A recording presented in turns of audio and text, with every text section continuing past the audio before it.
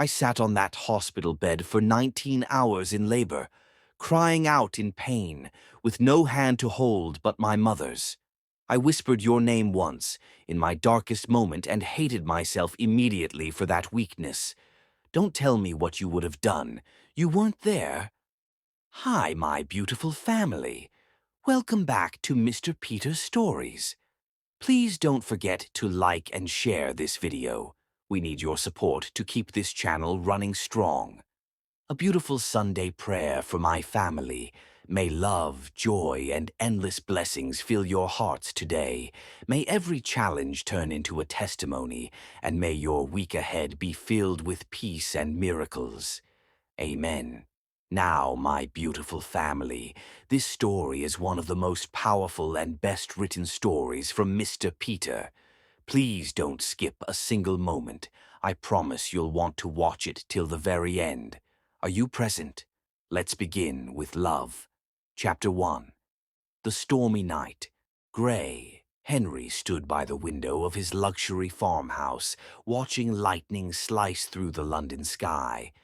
The autumn storm had intensified over the past hour, turning the night into a cacophony of howling winds and pounding rain. His 5-kilometer distance from the city's edge felt particularly isolating tonight. He checked his watch, a handcrafted Swiss timepiece worth more than what most people earned in a year, and frowned. His pizza order was now an hour late. The American billionaire wasn't accustomed to waiting. CEOs of multinational conglomerates rarely needed to.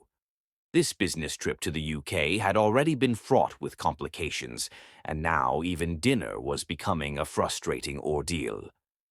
"Where is my damn pizza?" he muttered, running a hand through his perfectly styled dark hair. His stomach growled in protest as another email notification chimed on his phone. New York headquarters had been bombarding him all evening, but tonight he'd wanted just one evening of peace before tomorrow's high-stakes meetings. Gray paced across imported marble floors, past furniture worth small fortunes. At 38, he had built an empire from scratch, turning a modest inheritance into a global business juggernaut through ruthless acquisitions and strategic brilliance. His name struck fear and admiration in boardrooms worldwide. Tonight, however, he was simply a hungry man trapped by a storm. When the doorbell finally rang, Gray strode purposefully toward the entrance, frustration evident in his rigid posture. He swung open the heavy oak door, prepared to voice his displeasure at the inexcusable delay. The angry words died in his throat. Standing before him was a young black woman completely drenched from head to toe. Her dark skin glistened with rainwater, and her braided hair clung to her shoulders. Despite her waterlogged appearance, she maintained a dignified posture, somehow keeping the pizza box protected beneath her thin jacket. "I'm terribly sorry for the delay, sir," she said, her voice carrying a melodic Jamaican accent. "The storm made the roads nearly impassable." Gray's irritation faltered as he noticed her trembling hands and chattering teeth. Her uniform was soaked through, offering little protection against the biting cold of the autumn night. "Come inside," he said, stepping back from the doorway. "You're freezing." "I can't stay," she replied hesitantly. "I have more deliveries, and my manager will—" A violent gust of wind nearly tore the door from Gray's grip. Outside, a massive branch crashed onto the driveway, landing perilously close to her modest delivery car. "No one should be driving in this," Gray said firmly. "It's not safe." The delivery girl bit her lip, clearly torn between professional obligation and personal safety, as she eyed the fallen branch that could easily have crushed her vehicle, or her. "I'm Chloe," she finally said, stepping across the threshold. "Chloe Cathy. Please don't report this to the restaurant. I could lose my job." "Gray Henry," he responded, taking the pizza box. "And I have no intention of complaining. I'm just glad you made it here safely." As Gray closed the door against the storm, neither could have imagined how profoundly that single night would alter the trajectory of their lives. "You need to get out of those wet clothes," Gray said, noting how Chloe attempted to stand without dripping on his imported marble floor.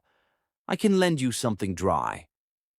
Chloe looked hesitant, clearly uncomfortable with the suggestion despite her shivering. Sir, I don't think— I'm not propositioning you, Gray clarified, his tone businesslike. I'm suggesting you don't catch pneumonia on my floor. The guest bathroom is this way. He led her through his minimalist-designed home to a guest bathroom, providing a fluffy towel and change of clothes, a university sweatshirt and sweatpants from his limited casual wardrobe. Take a hot shower, he insisted. I'll make some tea. Chloe hesitated, clutching the dry clothes to her chest. This is very kind of you, but I don't want to impose. You're not imposing if I'm offering, Gray replied. Besides, I can't in good conscience send you back out into that storm. When Chloe emerged 30 minutes later, hair wrapped in a towel and swimming in Gray's oversized clothes, she looked markedly more comfortable. The harsh lines of worry had softened around her eyes. In the kitchen, Gray had arranged the pizza on proper plates alongside 2 steaming mugs of tea, an oddly domestic scene for a man who typically dined at Michelin-starred restaurants, or not at all. I hope you don't mind sharing, Gray said. I figured you must be hungry too. Chloe smiled for the first time that evening. Thank you. I haven't eaten since this morning. As they ate, Gray found himself surprisingly curious about this young woman. So what brings you to London? University, she answered. I'm studying business and finance at King's College. The delivery job helps pay tuition and sends something back home to my mother in Jamaica. You work nights and attend university during the day? Gray asked, impressed. Chloe nodded. Sleep is overrated, she joked, though the shadows under her eyes told a different story. My family sacrificed everything to get me here. I can't let them down. Gray recognized the determination in her voice. It was the same drive that had propelled him from middle-class beginnings to extraordinary wealth. But where his ambition had often left him isolated, Chloe's seemed rooted in something deeper. Connection, responsibility, love. What about you? Chloe asked. What brings an American billionaire to a farmhouse outside London? Gray raised an eyebrow. You recognized me. Finance major, remember? Chloe smiled. Your face has been on the cover of Forbes twice this year. As the night deepened, the storm showed no signs of abating. The power flickered once, twice, and finally failed completely.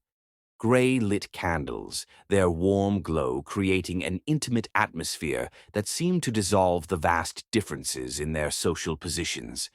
Under this gentle illumination, conversation flowed easily between them. Gray found himself sharing stories he'd never told anyone, about his childhood, his struggles, the loneliness at the top. Chloe spoke of Jamaica, her dreams, her mother's strength after her father's death. The wine Gray opened loosened their inhibitions further. Their eyes locked across candlelight, an undeniable attraction building between them. When Gray moved closer, Chloe didn't pull away. When his hand brushed hers, she intertwined their fingers instead. This is unexpected, she whispered as his face drew nearer to hers. Very, he agreed, before their lips met in a kiss that started gently but quickly, blazed into something neither could control. What followed was a night of passion neither had anticipated. Tender yet urgent, their bodies communicating what words could not. The storm outside matched the tempest within as they discovered each other completely, forgetting the differences in their worlds for these stolen hours. In the sanctuary of darkness and storm, only this moment existed, a connection that defied explanation, a passion that neither had experienced before and would haunt them both in the days to come. Chapter 2. The Abrupt Departure. Gray awoke to the persistent buzzing of his phone. Dawn's faint light crept through the windows, revealing a sky that showed no evidence of the previous night's chaos. Beside him, Chloe slept peacefully, her breathing deep and even, oblivious to the electronic intrusion. He reached for his phone, squinting at the screen. 17 missed calls from his New York headquarters. With growing dread, he answered the latest incoming call, keeping his voice low to avoid disturbing Chloe. "Gray Henry," he whispered, sliding out of bed and moving toward the bathroom. "Gray, where the hell have you been?" His COO's voice was frantic. "We've been trying to reach you all night." "What's happened?" Gray asked, closing the bathroom door behind him. "There's been a fire at headquarters. The East Wing is completely destroyed." Gray's blood ran cold. "Casualties?" "None, thank God, but the damage is extensive. Early estimates show losses in the tens of millions.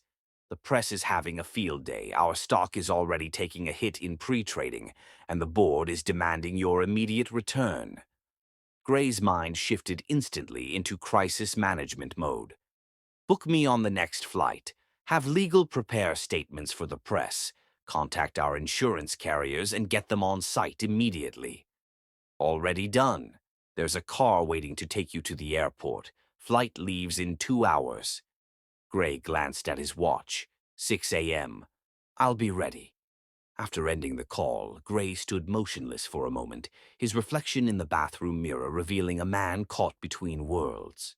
Behind that door lay Chloe, beautiful, intelligent, unexpected Chloe, and the connection they'd shared during the storm.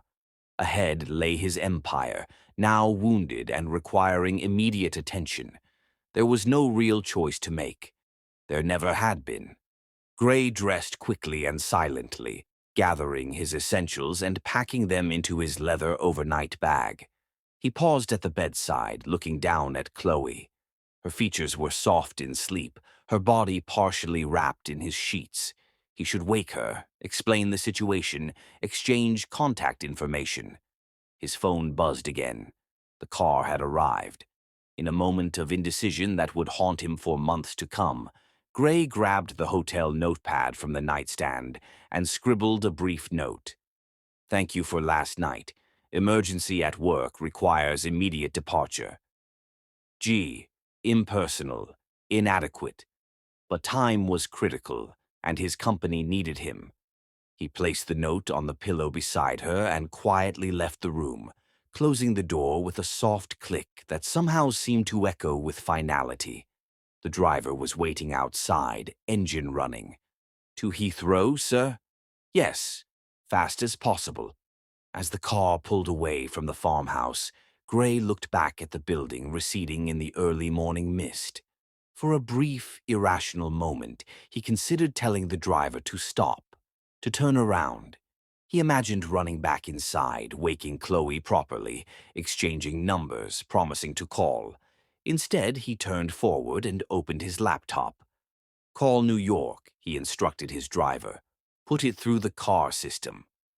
By the time they reached the M25, Gray was deep in conference calls, issuing directives, planning strategy. The billionaire CEO had fully re-emerged, the man who had spent a magical night with a pizza delivery girl temporarily buried beneath layers of corporate responsibility. The plane was waiting when he arrived, his private jet fueled and ready. As he climbed the steps, his assistant briefed him on the latest developments. The fire had started in the server room. Investigators suspected electrical causes. The board wanted an emergency meeting upon his arrival. Gray nodded, absorbing details, calculating responses, completely focused on the crisis at hand. Only as the plane lifted off, banking over London toward the Atlantic, did a fleeting image of Chloe's sleeping face cross his mind. He pushed it away. There would be time for regrets later. Right now, his company, his life's work, needed him. 3 hours after Gray's departure, Chloe stirred from deep sleep, reaching unconsciously toward the space beside her. Finding it empty and cold, she opened her eyes, momentary confusion clouding her face as she took in the unfamiliar surroundings. Memory returned quickly. The storm, the farmhouse, Gray Henry. She sat up, clutching the sheet to her chest. "Gray," she called, receiving only silence in response. The note on the pillow caught her attention. She picked it up, reading the terse message with growing dismay. Emergency at work, no phone number, no promise to call, just a dash and an initial. Of course, she murmured, a bitter smile touching her lips. What had she expected? That a billionaire CEO would wake her with breakfast, exchange numbers, suggest meeting again? Last night had been exactly what they'd agreed to. One night during the storm, a temporary escape from reality. Yet the coldness of his departure stung more than she wanted to admit. Chloe gathered her clothes, now dry but wrinkled, and dressed quickly, avoiding her reflection in the mirror. Her delivery uniform felt like a harsh reminder of the vast gulf between their worlds. In the kitchen, she found a coffee maker and managed to brew a cup, sipping it as she looked out at the now peaceful garden. Last night's fallen branch still lay across the driveway, a reminder of the storm that had brought them together. Stupid girl, she chided herself. What were you thinking? She wasn't naive. She understood perfectly what last night had been. A moment of connection during a storm, beautiful but fleeting. Gray Henry lived in penthouses and boardrooms, flew private jets, and dated supermodels. She delivered pizzas and struggled to pay tuition. Their paths had crossed once by accident and would never cross again. Still, as she walked toward her car, pizza delivery bag in hand, Chloe couldn't help feeling that something significant had slipped through her fingers, something more valuable than she could articulate. Her manager was furious when she finally returned to the restaurant. "Where the hell have you been?" "We've been calling all night." "The storm," Chloe explained, the partial truth easier than the whole one. "A tree blocked the road. I had to wait it out." She was written up for dereliction of duty, her already meager paycheck docked for the missing deliveries. As she changed out of her uniform into civilian clothes, preparing for her morning class at King's College, Chloe made a firm decision. Last night would remain locked away, a memory never to be shared, a mistake never to be repeated. Yet, as she sat in her finance lecture hours later, her professor's voice faded to background noise as Gray's face kept appearing in her mind. The gentleness in his touch, the surprising vulnerability in his eyes when he spoke of his childhood, the way he'd looked at her as if seeing something precious. Chloe shook her head, forcing herself to focus on the lecture. Gray Henry had walked away without a backward glance. He had returned to his world of wealth and power, while she remained in hers of student debt and midnight deliveries. One night during the storm. That was all it had been, all it could ever be. She opened her textbook with renewed determination, unaware that the consequences of their passionate night were already taking root within her, consequences that would irrevocably alter both their lives in ways neither could possibly imagine. Chapter 3: Life Moves.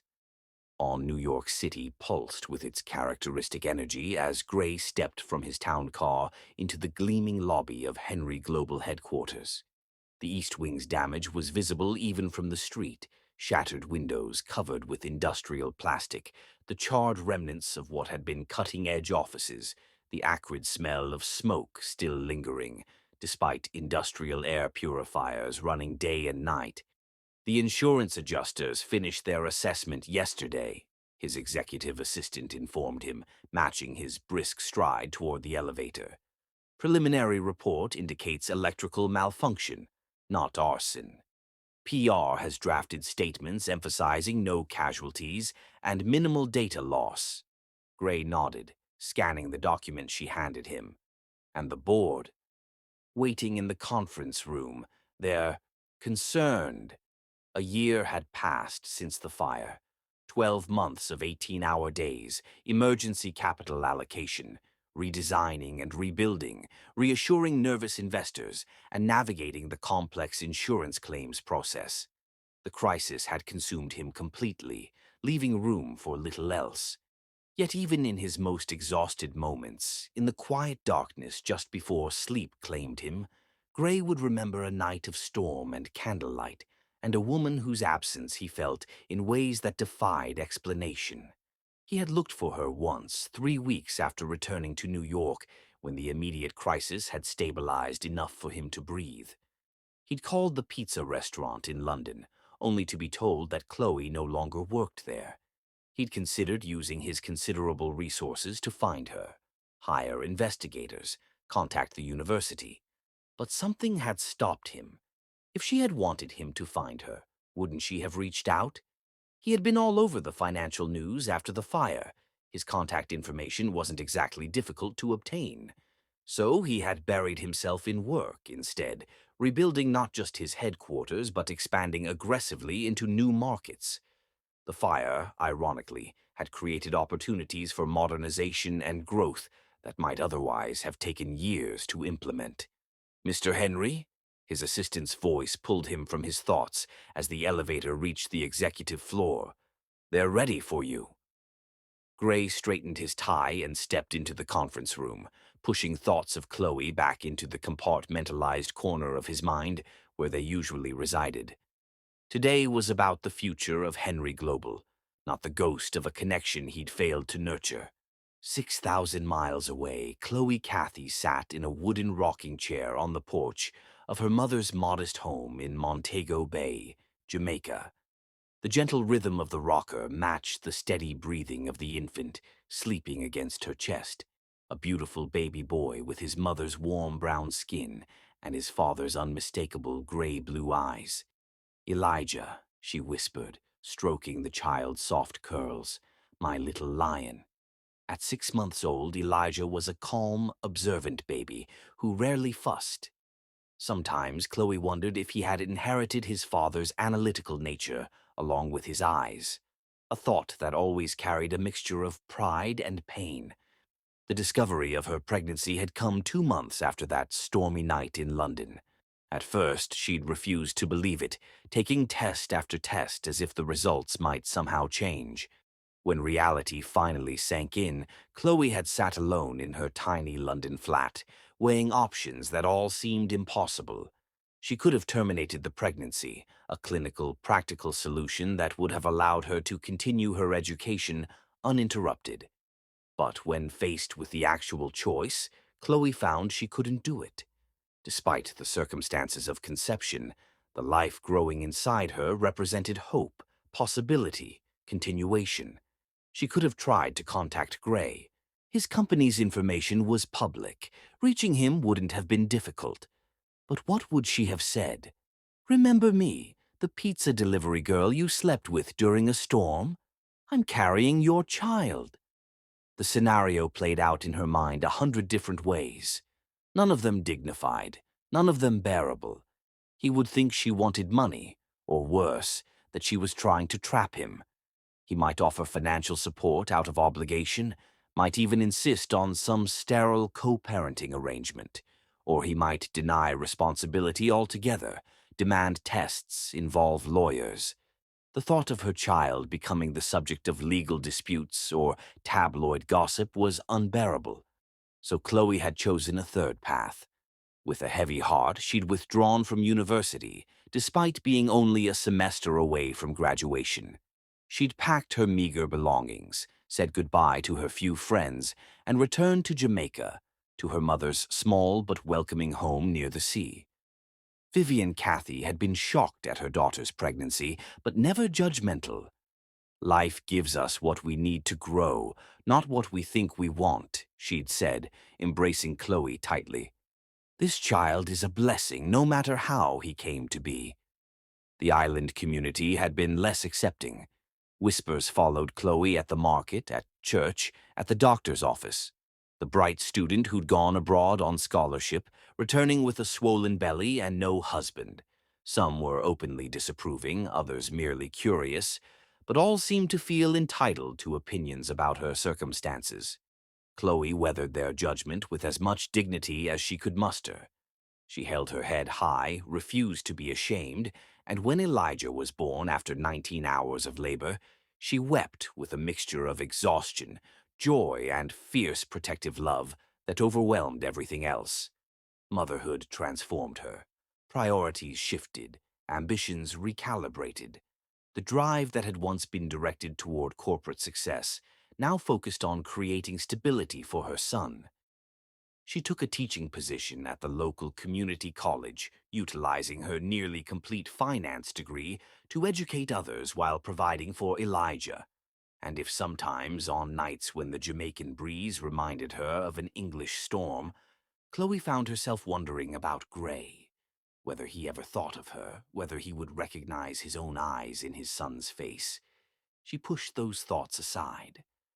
Gray Henry belonged to a different world, a different life, a chapter closed. "You'll need a bath before dinner," Chloe murmured to Elijah as he began to stir against her chest. "Grandma's making her famous jerk chicken tonight." Inside the modest house, Vivian was indeed preparing dinner, the spicy aroma filling every corner.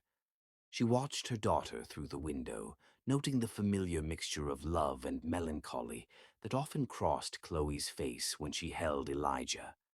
"That man," Vivian muttered to herself, chopping vegetables with more force than necessary. "Whoever he is, he has no idea what he's missing." In her darkest moments, during her most difficult pregnancy days, or when finances stretched painfully thin, Chloe had been tempted to reveal the father's identity to her mother. But something always stopped her. Vivian would insist on trying to contact Gray, on demanding support. The drama and potential humiliation would follow Elijah throughout his life. Better to let Gray remain anonymous, Chloe had decided. Better for Elijah to know only that his father was someone his mother had cared for briefly, someone who hadn't known about him, rather than someone who had known and chosen not to be involved. It was a partial truth she could live with, a story that protected both her pride and her son's future sense of self-worth. So life continued in its new rhythm. Chloe taught her classes, cared for Elijah, helped at her mother's small cafe, and gradually rebuilt her sense of purpose. She made peace with her decisions and focused on the future, not the past. Until one ordinary Wednesday evening when a customer at her mother's cafe mentioned seeing an article about American business magnate Gray Henry planning expansions into Caribbean markets. "They say he's coming to Jamaica next month," the customer said, unaware of how his casual comment made Chloe's hands tremble as she poured his coffee. "Is that so?" she managed to reply, her voice steady despite the sudden thunder of her heartbeat. "Yes, looking at resort development or some such. These rich Americans, always wanting to turn our island into their playground."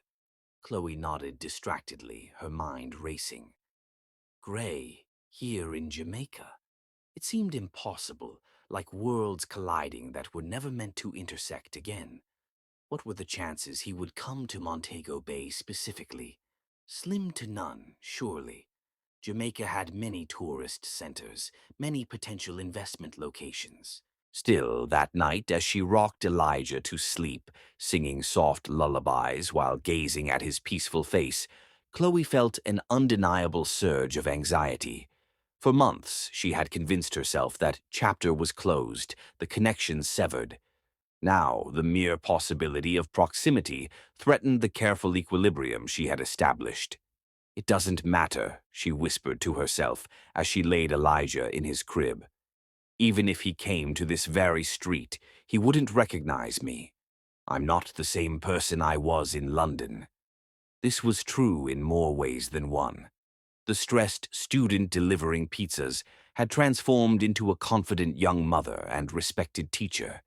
Her hair was shorter now, her figure different after childbirth, her demeanor more settled. Life had reshaped her, just as surely as it had rewritten her plans. What Chloe couldn't know, what she had no way of anticipating, was that across the ocean, as Gray navigated his rebuilt empire with characteristic precision, her memory remained far more vivid in his mind than she could possibly imagine. That despite his success, despite the models and socialites who occasionally graced his arm at charity galas, some essential piece of connection had eluded him since that stormy night. And neither could guess how fate, having brought them together once through the unlikely vehicle of a pizza delivery during a storm, was already setting in motion the circumstances that would lead Gray Henry back to Chloe Cathy, back to the woman he had never truly forgotten, and to the son he did not yet know existed. Chapter 4. Return to London. The London skyline emerged through the private jet's window as Gray reviewed acquisition documents for the fifth time. 1 year had passed since the fire that had nearly crippled his company. 12 months of 18-hour days, emergency board meetings, and relentless rebuilding. Henry Global had not merely recovered but emerged stronger, more streamlined, with expanded market share and record profits. "We'll be landing in 15 minutes, sir," the flight attendant informed him. "Your car is waiting at the private terminal." Gray nodded, closing his laptop. This trip to London wasn't strictly necessary. Video conferencing could have sufficed for the meetings scheduled. But something had pulled him back, something he refused to acknowledge even to himself. "Have my luggage taken to the hotel," he instructed his assistant. "I'll be staying at the farmhouse tonight." His assistant looked up, surprised. "Not the Savoy?" "I've already confirmed the presidential suite." "Cancel it. I need quiet to prepare for tomorrow's meetings." It wasn't a complete lie. The meetings with British investors were crucial for his European expansion plans. But Gray knew the real reason he wanted the farmhouse, the same property he'd rented a year ago during that unusual autumn storm. The drive from Heathrow was filled with calls and emails, business matters that demanded his attention yet failed to fully engage his mind. As the car turned onto the familiar country lane, Gray felt an unexpected tightness in his chest. The farmhouse looked exactly the same: elegant stone exterior, manicured grounds, isolated privacy. Inside, though cleaned and prepared for his arrival, the space seemed haunted by memories. Gray walked through each room, remembering that night, the candlelight when the power failed, the conversations that had stretched into dawn, the connection he'd felt with a woman he barely knew. "Foolishness," he muttered, setting down his briefcase. Sentiment had no place in his life. He had an empire to run, deals to close, a legacy to build. Still, as evening approached, Gray found himself reaching for his phone. Before he could reconsider, he was dialing the pizza restaurant from that night. "Stefano's Pizza, how may I help you?" "I'd like to place an order for delivery," Gray said, his voice surprisingly tense. "And I'd like to request a specific delivery person, Chloe Cathy." There was a pause on the other end. "I'm sorry, sir. Chloe no longer works here." Though he'd half expected this answer, disappointment still cut sharply. "When did she leave?" "About 8 months ago. Said she needed to return to Jamaica. Family matters, I believe." Gray thanked the employee and ended the call, staring at the darkening sky outside. Jamaica, her homeland, she'd mentioned that night. The coincidence seemed almost orchestrated. He had meetings scheduled in Kingston next month to explore resort development opportunities. He poured himself a scotch from the farmhouse's well-stocked bar, sipping it as he stood in the exact spot where he'd first opened the door to find her drenched from the storm. 8 months ago, she'd returned to Jamaica. The timing nagged at him. Something about it felt significant, though he couldn't articulate why. His phone rang, New York headquarters calling about the European merger. Gray answered, pushing thoughts of Chloe aside. Business demanded his full attention. Whatever brief connection they'd shared had ended the moment he'd walked out that door at dawn. Yet, as he spoke about market projections and regulatory hurdles, Gray's eyes kept drifting to the sofa where they'd first kissed, to the hallway leading to the bedroom they'd shared. His responses became clipped, distracted. "I'll call you back tomorrow," he finally said, ending the call abruptly. Gray Henry, who prided himself on rational decision-making, on emotional control in all circumstances, found himself overwhelmed by memories of a woman he'd spent one night with a year ago. It was unprecedented, unsettling, almost infuriating. He had dated supermodels, actresses, the daughters of political dynasties. None had lingered in his thoughts beyond their brief relationships. What was it about Chloe that refused to fade? Her intelligence? Her dignity despite difficult circumstances? The way she'd seen him as a man, not just a billionaire? Gray finished his scotch in one burning swallow. This sentimentality was pointless. She had moved on with her life, returned to her homeland. He needed to focus on tomorrow's meetings, on the Caribbean expansion, on the thousand details that required his attention. But as darkness fell completely, Gray found himself searching online for Chloe Cathy. There wasn't much. A LinkedIn profile that hadn't been updated in months, a mention in a university newsletter for academic achievement, a brief listing as a participant in a finance competition. Nothing recent, nothing that indicated where in Jamaica she might be now. "This is ridiculous," he muttered, closing his laptop.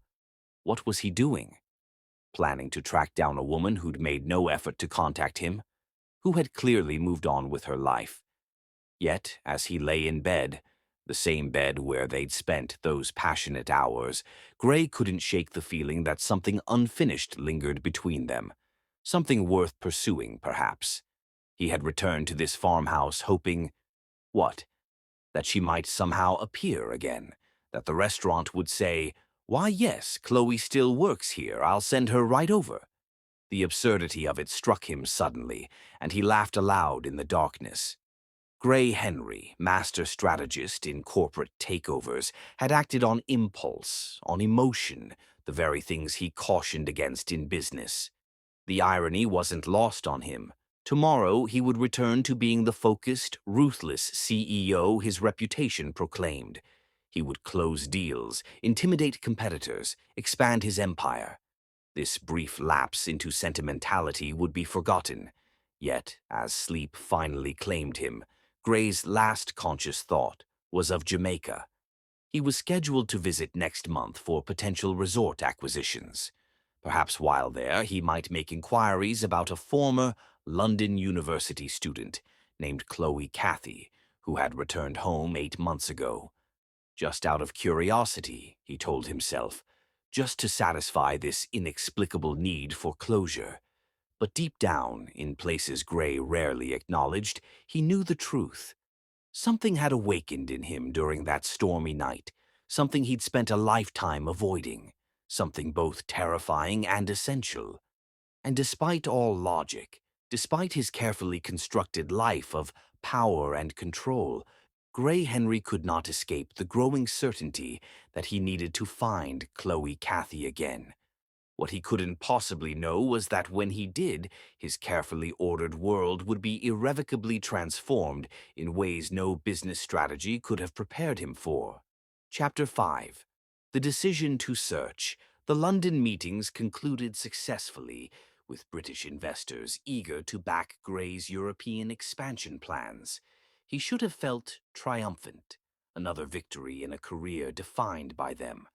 Instead, as his private jet soared back toward New York, a strange restlessness plagued him. "The Kingston trip is confirmed for next month," his assistant noted, reviewing his calendar. 5 days on the ground. The Jamaican government is surprisingly enthusiastic about the resort development proposal. Gray nodded absently, gazing out the window at the vast Atlantic below. Jamaica, where Chloe had returned 8 months ago. The coincidence seemed almost like fate, a word he'd never put stock in before. "Sir?" His assistant's voice pulled him back. "The board wants to know if you're planning to personally oversee the Caribbean expansion or delegate to the development team." "I'll handle it myself," Gray replied without hesitation. His executive team exchanged glances.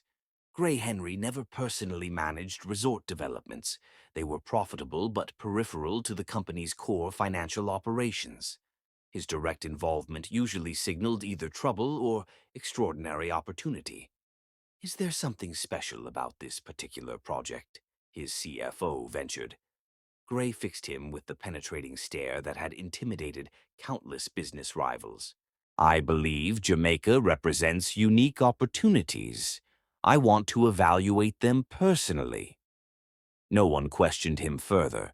That was the privilege of power, decisions accepted without explanation, motives unquestioned. Yet Gray questioned himself as the meeting concluded, and his team dispersed to other parts of the jet. What exactly was he doing? Alone in his private cabin, Gray poured himself a scotch and confronted the truth he'd been avoiding since leaving the London farmhouse. He wasn't going to Jamaica for resort development. That was merely a convenient excuse. He was going to find Chloe. The realization was both liberating and disturbing. Gray Henry did not chase women. They pursued him, drawn by his wealth, power, and the carefully cultivated public image his PR team maintained. Yet here he was, planning to search for a woman he'd spent one night with a year ago. What drove this uncharacteristic quest wasn't just physical attraction or wounded pride.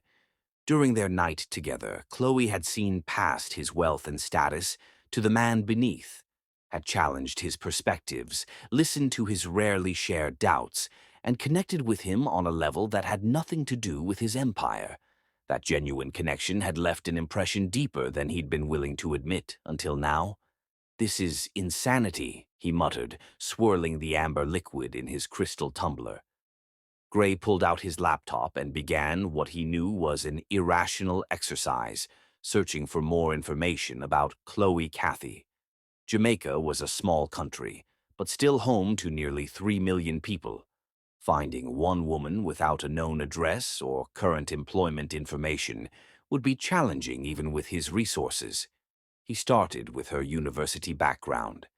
King's College records were private, but Gray had connections everywhere. A discreet call to a board member yielded confirmation that Chloe had withdrawn from her finance program despite being on track to graduate with honors. The official reason: family emergency. Next, Gray explored Jamaican business registries. If Chloe had completed her degree, she might have entered the financial sector there. No records appeared under her name. He widened the search to educational institutions, thinking she might have continued her studies locally. Again, nothing current. Hours passed as Gray's search grew more comprehensive. He considered hiring private investigators, but hesitated. Such actions seemed invasive, almost stalker-like. The thought made him uncomfortable. This wasn't a hostile takeover. This was a personal matter. As the jet began its descent into New York, Gray had to acknowledge his failure. Despite his resources, finding Chloe would require more than remote searches. He would need to go to Jamaica and look for her himself, an absurd notion for a man who commanded a global corporation. Gray's penthouse felt unusually empty that night. Floor-to-ceiling windows offered spectacular views of Manhattan's glittering skyline, but the luxury that usually comforted him now seemed hollow. He stood at the window, scotch in hand, contemplating choices. He could forget about Chloe, focus on business as he always had. The Caribbean expansion offered genuine opportunities. He could approach the Jamaica trip as purely professional, suppress this uncharacteristic sentimentality, and return to the disciplined life that had brought him extraordinary success. That would be the rational choice, the Gray Henry choice. Instead, Gray found himself reaching for his phone. "Cancel my meetings for the next 2 weeks," he instructed his assistant. "Move up the Jamaica trip. I want to leave tomorrow." "Tomorrow?" His assistant couldn't hide her shock. "Sir, you have the quarterly board meeting, the Senate committee testimony, the merger discussions with Apex Capital. Reschedule everything. This is non-negotiable." Silence followed, then a resigned, "Yes, sir. May I ask what to tell the board?" Gray hesitated. "Tell them I'm conducting preliminary site evaluations for the Caribbean expansion. It requires my personal attention." After ending the call, Gray stared at his reflection in the window. What was he doing?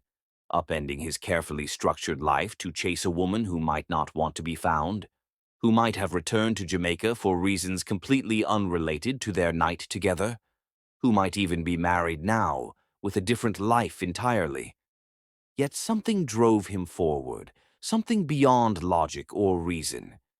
In all his adult life, Gray had never felt the connection he'd experienced with Chloe during that storm. It had been brief but profound, a glimpse of possibilities he'd never considered important before. The next morning, Gray boarded his private jet with a single suitcase. He had instructed his staff to book him at a modest hotel rather than the luxury resorts his advance teams usually arranged. If he was going to search for Chloe, he would need to move quietly, without the entourage and attention that typically surrounded him. "The jet will remain on standby," he informed the pilot. "I'm not certain how long this trip will take." As the plane lifted off, Gray experienced something rare for him, genuine uncertainty. He had built his empire through calculated risks, through exhaustive research and strategic planning. This journey had none of those elements. He was acting on instinct, on feeling, on hope. Jamaica represented unknown territory in more ways than one. Gray had no idea what he would find there, or even if he would find Chloe at all. He only knew that the question that had haunted him for a year required an answer. What he couldn't possibly anticipate was how that answer would fundamentally reshape his understanding of himself, his priorities, and what truly mattered in a life previously defined solely by achievement and acquisition.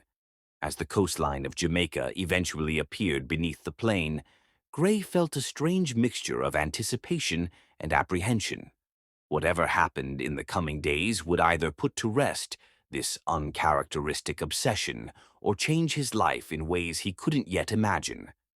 Either way, Gray Henry, the man accustomed to controlling every variable, to never acting without a thorough cost-benefit analysis, had surrendered to something that defied rational explanation.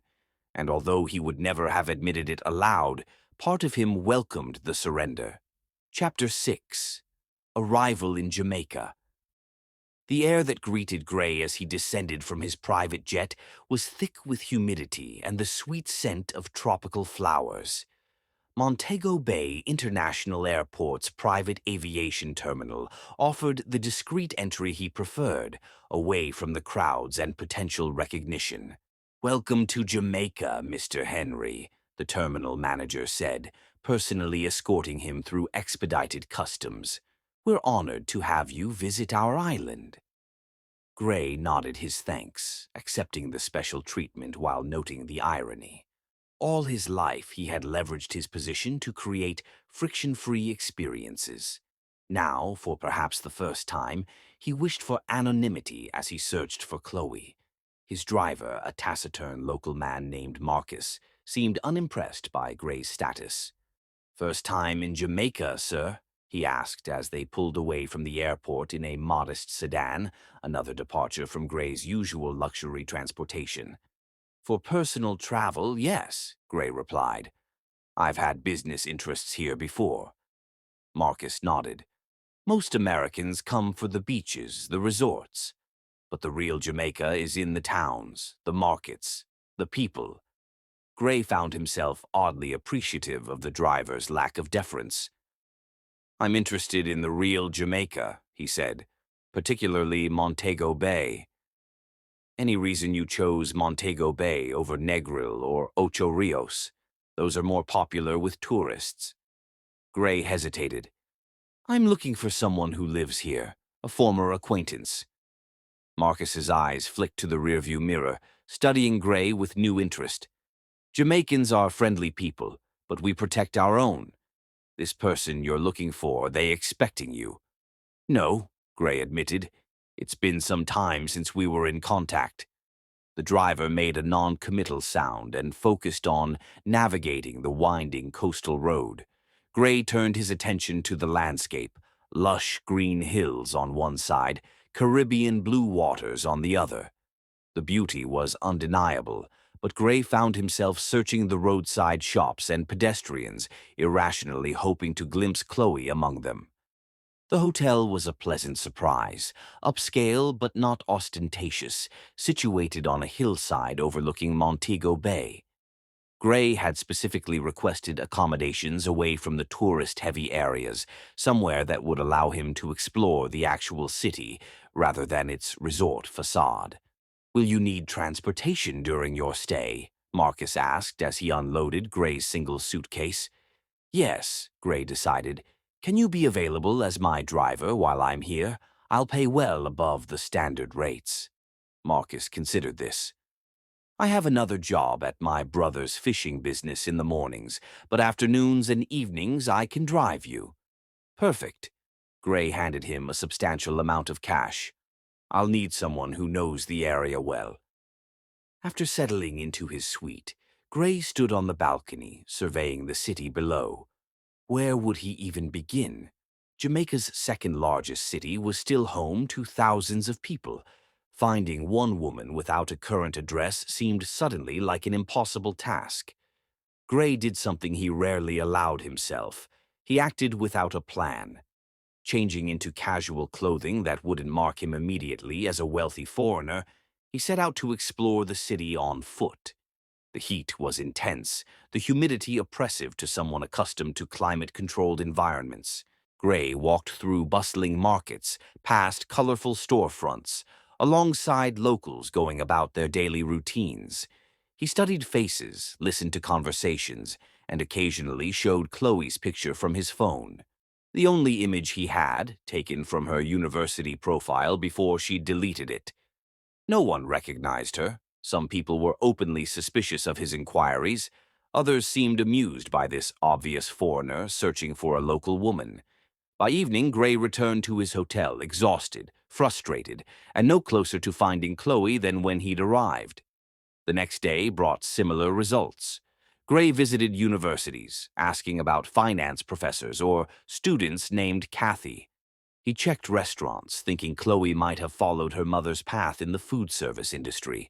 He even inquired at banks and financial institutions, places her education might have taken her. Each attempt ended in failure. Some people were helpful, others dismissive, but none could provide information about Chloe Cathy. On the third day, as Marcus drove him through a residential neighborhood, Gray's frustration boiled over. "This is impossible," he muttered. "She could be anywhere." Marcus glanced at him in the rearview mirror. "This woman must be important to you." Gray met his gaze. "More important than I realized until recently." Something in Gray's expression must have resonated with the driver. Marcus pulled the car to the side of the road and turned to face him properly. "Look, Mr. Henry, I've been driving tourists and businessmen for 15 years. I can spot the difference between a man looking to reconnect with someone special and someone with less honorable intentions." Gray waited, sensing Marcus had more to say. "Jamaicans value family, community.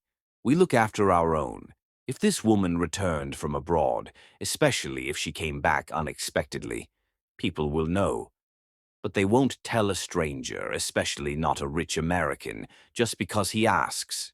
"What would you suggest?" Gray asked, recognizing the wisdom in the driver's assessment. "Start with churches. People who return home often reconnect through their family's church. Or schools. If she was educated, she might be teaching. Or markets. Everyone needs to shop." Gray considered this advice. His approach had been too direct, too reminiscent of his business tactics, immediate results through force of will and resources. Finding Chloe would require patience, subtlety, and, perhaps most challenging for him, humility. "Thank you, Marcus," Gray said with genuine appreciation. "I've been approaching this all wrong."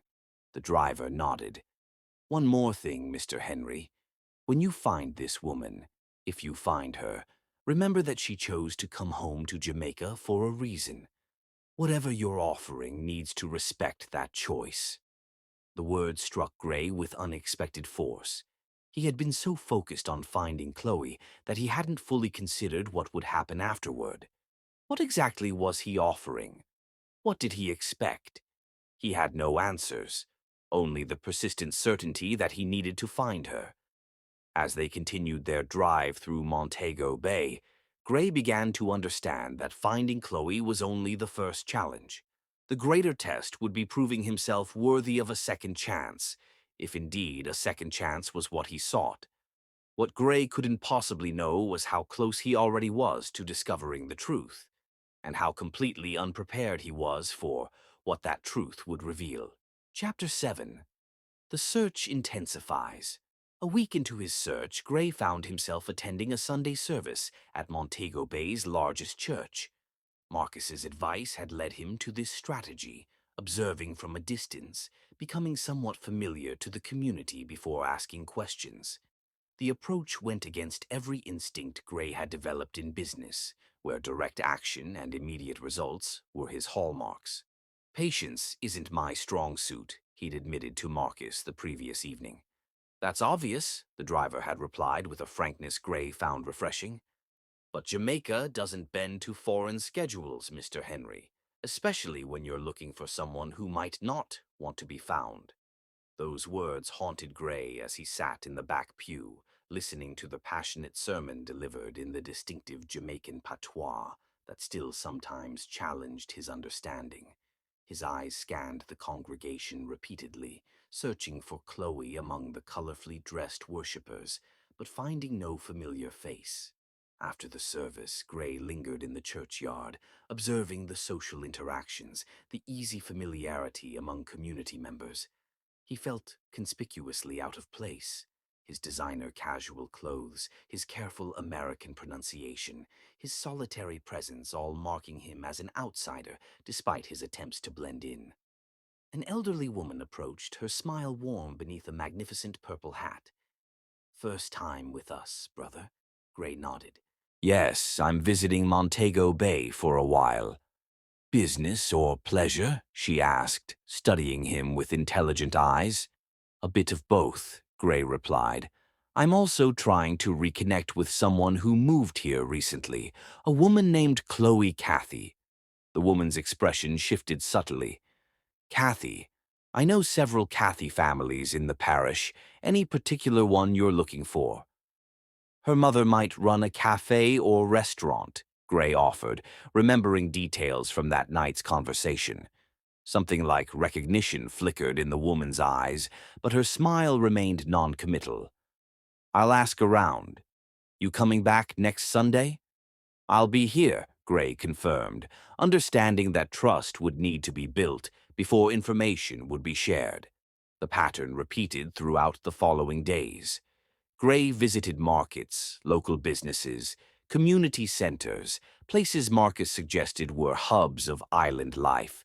He introduced himself simply as Gray, a visitor looking for an old friend, deliberately omitting his last name and status to avoid the barriers wealth often created. Small breakthroughs came gradually. A vendor at the fish market thought he recognized Chloe's picture, but couldn't recall where he'd seen her. A bartender at a local establishment remembered a young woman returning from London around the time Chloe would have come back, but couldn't confirm it was her. A university administrator acknowledged they had several professors who had studied abroad, but cited privacy policies when Gray asked for names. Each fragment of information was maddeningly incomplete, yet Gray felt himself getting closer, like a detective assembling pieces of a puzzle whose picture remained obscure. On his 10th day in Jamaica, Gray's persistence finally yielded a significant lead. He was having lunch at a small restaurant near the harbor when he overheard a conversation at the next table. "Vivian's daughter, the one who teaches at the community college now.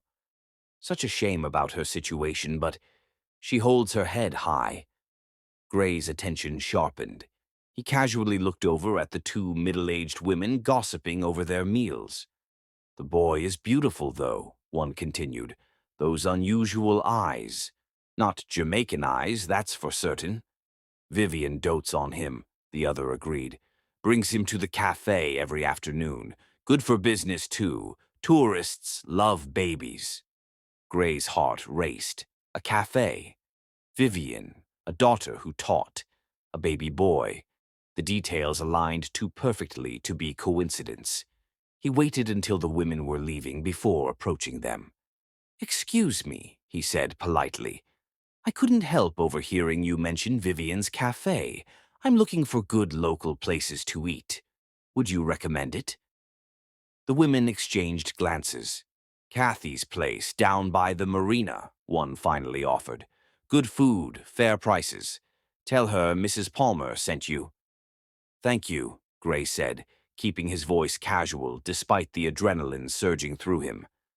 "Kathy's place. I'll check it out." He waited until they were gone before signaling for his check, his mind racing. Kathy's place. It had to be Chloe's family's cafe.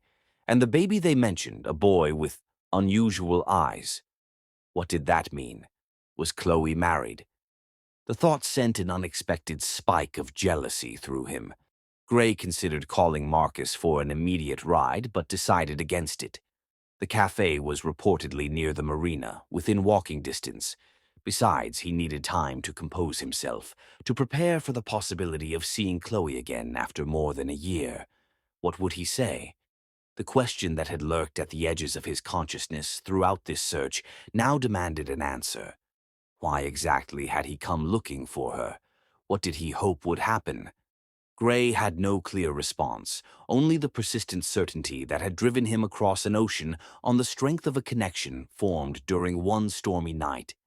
The marina district was bustling with afternoon activity, fishermen returning with their catches, tourists browsing souvenir shops, locals going about their daily business. Gray scanned the storefronts until he spotted a modest blue building with a hand-painted sign, Kathy's Place. Through the windows, he could see a busy cafe interior, tables filled with a mixture of locals and tourists. An older woman moved efficiently between tables, her resemblance to Chloe unmistakable despite the age difference, the same graceful carriage, the same determined set to her jaw, the same warm brown complexion and expressive eyes. Vivian. It had to be. Gray stood frozen, suddenly uncertain. After all his searching, the moment of potential discovery left him hesitant. What if Chloe didn't want to see him? What if she had moved on completely? What if his presence disrupted the life she had built here? As he debated with himself, the cafe door opened, and a young mother exited with a baby stroller. Gray instinctively stepped aside, then froze as he caught sight of the child. A baby boy, perhaps 7 or 8 months old, with striking gray-blue eyes that seemed hauntingly familiar. His own eyes. The realization hit Gray with physical force, nearly buckling his knees. The timing, the gossip about unusual eyes, Chloe's abrupt return to Jamaica 8 months after their night together. It all aligned with devastating clarity. This was his son, a child he hadn't known existed, a child whose first months he had missed entirely. Before Gray could process this earth-shattering revelation, the cafe door opened again. This time, Vivian Cathy emerged, calling after the woman with the stroller. "Lisa, you forgot Elijah's blanket." She hurried after the young mother, handing over a small blue blanket before noticing Gray standing nearby. Their eyes met, and though they had never seen each other before, something in Gray's expression must have triggered recognition. Vivian Cathy's face transformed from friendly businesswoman to fierce protector in an instant. "You," she said, her voice low but intense. "I know who you are." Gray could only nod, still reeling from the revelation about the child, about Elijah, his son. "What are you doing here?" Vivian demanded, stepping closer, her voice tight with contained anger. Finding his voice at last, Gray managed just 4 words. "I need to see her." The simple statement hung in the air between them, inadequate yet absolute in its conviction. Vivian's expression hardened further. "After all this time? After what you did to her?" She shook her head firmly. "Number you, stay away from my daughter and her child. You've done enough damage." With those words, she turned and re-entered the cafe, the slamming door punctuating her rejection with painful finality. Gray stood motionless, overwhelmed by discoveries he had never anticipated. He had come to Jamaica searching for Chloe, for a connection that had haunted him for a year. Instead, he had found something far more profound and far more complicated, a son he never knew he had, and a woman who clearly wanted nothing to do with him. Chapter 8. Finding Her Family. Gray stumbled back to his hotel in a daze, Vivian's words echoing in his mind. "You stay away from my daughter and her child." Her child. His child. The reality of it seemed impossible, yet the evidence had been right before him. A baby boy with his distinctive gray-blue eyes. In his suite, Gray poured himself a scotch with shaking hands. For the first time in his adult life, he felt completely untethered, all his confidence and control stripped away by a single realization. He was a father. Questions bombarded him relentlessly. Why hadn't Chloe told him about the pregnancy? Had she tried to contact him and failed? Or had she deliberately kept this information from him? Most disturbing of all, had she believed he wouldn't care? Gray's phone rang, his COO calling about the European acquisition that had once seemed so important. He silenced it without answering. The business empire he'd built, the deals and mergers that had defined his existence, all of it suddenly felt hollow compared to the revelation of a son he'd never met. He needed to see Chloe, needed to understand, needed to explain. What? That he hadn't known? That he would have been there if he'd known? These seemed like hollow protestations even to his own ears. A knock at his door roused Gray from his tumultuous thoughts. Opening it, he found Marcus standing there, concern evident on his usually impassive face. "You look like a man who's seen a ghost," the driver observed. Gray stepped aside, allowing him to enter. "Something like that?" Marcus studied him carefully. "You found her." "Not exactly." Gray sank into a chair, gesturing for Marcus to do the same.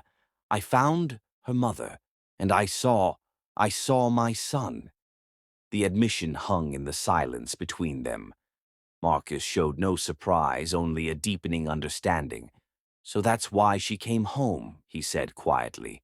"I wondered what had brought a woman back from university abroad." Gray looked up sharply. "You knew about this?" "Not specifically," Marcus clarified. "But Jamaica is a small place in many ways. People noticed when Vivian Cathy's daughter returned from London unexpectedly.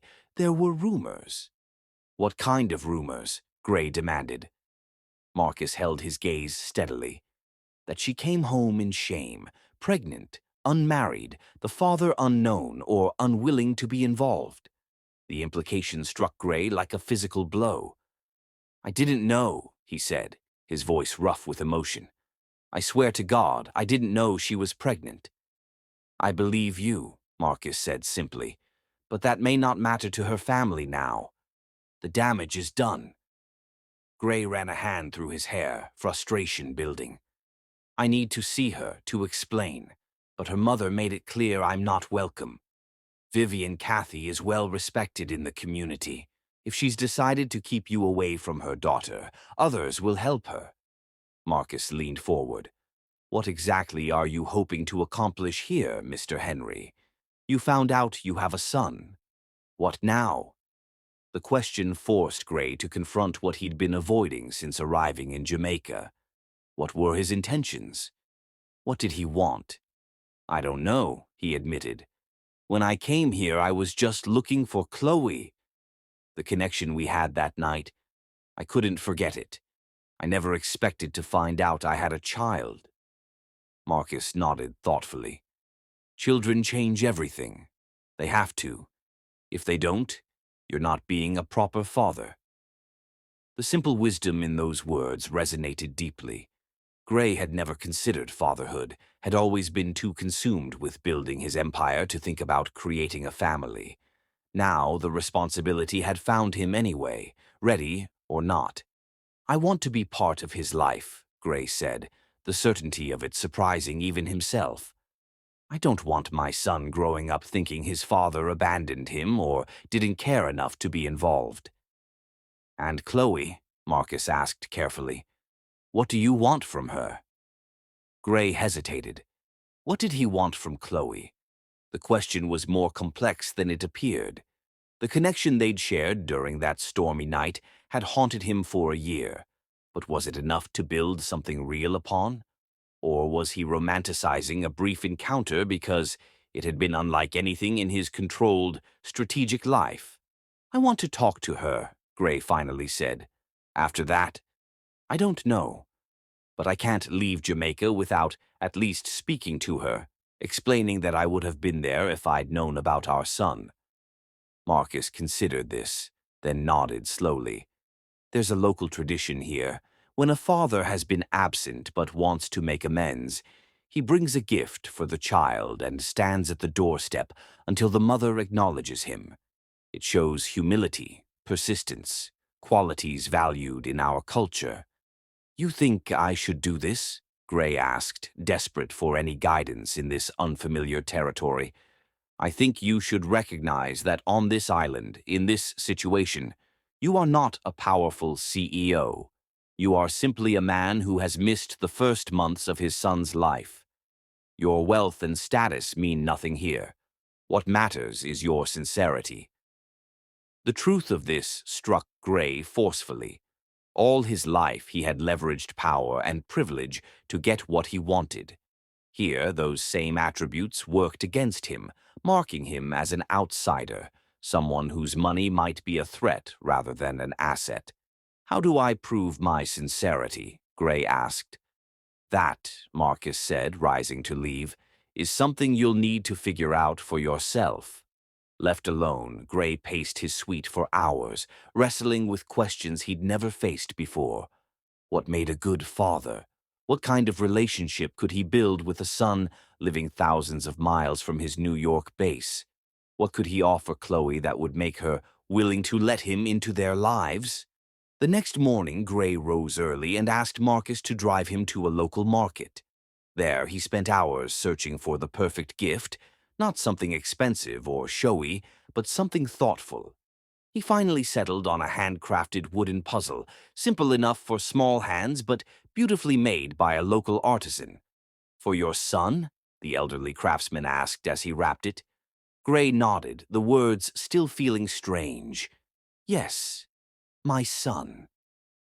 With the gift in hand, Gray had Marcus drive him back to Kathy's place.